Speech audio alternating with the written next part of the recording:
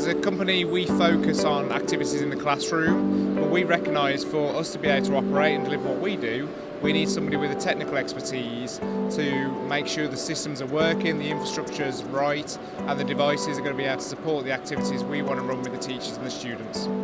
One of the biggest issues that we face globally at the moment is the disjunct between the parents and the pupils in terms of digital skills.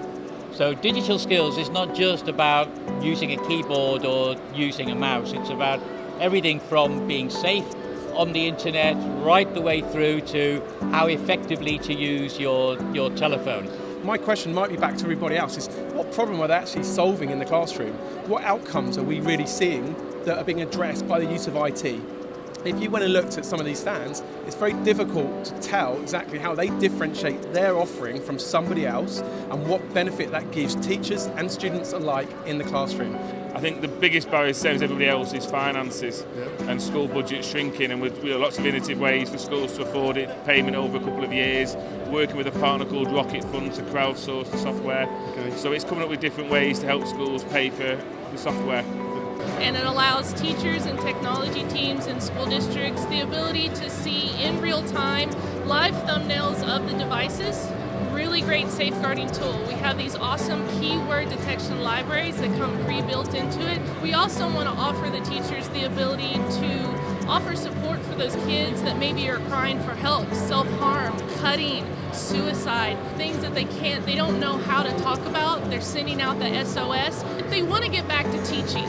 They don't want to be constantly having to fuss about with all the devices in their classroom. And there's just going to be more and more devices coming into the classroom. And get back to what they're there for, teaching the lesson, helping those kids, educating them, using those devices as a tool, not a hindrance. And that's where we come in. We give them control of their classroom back.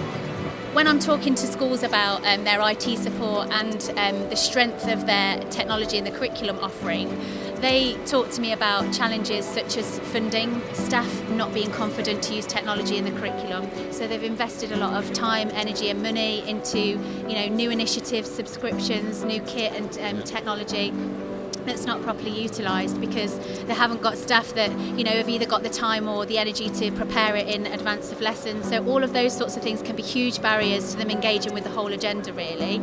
I think that we need to go back to some basic pedagogy that basically says if we are using technology, what is it for the outcome? Now we know that we are teaching children for jobs and problems that we don't even know what they are now, okay? And we've seen that. We saw 10 years ago that there wasn't jobs like social media managers, there wasn't people in certain marketing roles, digital, and we've seen that change. So how are we teaching kids now in the classroom for those jobs? And what's the next 10 years going to look like? Technology isn't necessarily the answer, it's part of the problem as well. A lot of technology in schools is fairly outdated. The life of the projector and the image of the projector. The barrier is for schools to get that better interactive technology into schools to allow the teachers to teach in a more interactive way, which Clever Touch allows them to do that. So what do you think are the biggest pressures at the moment for schools? The biggest one is, as it's been for a while, it's about the pressures of budgets, and we've found more and more schools moving on to cloud-based services. The problem with that is if you're trying to run on a very slow internet connection and you're putting everything in the cloud, which will reduce your costs and improve other bits, you need to make sure that the internet connectivity side's right as well. With the link with the MIS, it means that schools aren't having to create user accounts using a CSV upload. It's all done automatically. We also have a Google Sync and Microsoft Sync product, which enables for the provisioning and matching of email accounts without, again, having to create those manually. So one of the barriers that we're hearing customers come to us at the Bett Show has been predominantly about budget. They've got loads of devices on site. They spent a lot on capital expenditure years ago, and they're quite happy with the machines, but they need a secure and easy to use operating system so they can get access to great tools like Google Classroom. We think that we can offer that with Cloud Ready, and the guys at Concero can implement it. So I think there's the challenge. We're just changing one technology for another piece, trying to look for a problem to solve, but we're not really seeing a massive change in those curriculum outcomes and the teaching and learning outcomes.